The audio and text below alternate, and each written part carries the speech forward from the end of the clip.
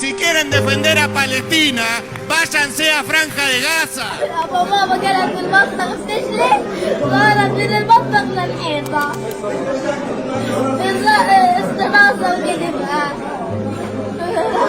أنت صارت وكتبها هيك صارت تجاهها وهيك جرحانات وزينه كمان تصور بس ما جبتي صار في رفيدك أنا ما صليت على حياتي الحمد لله.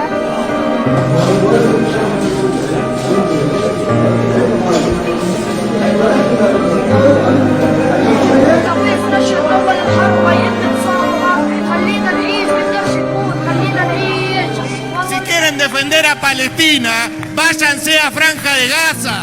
Acá no los queremos. Déjense de discutir pavadas.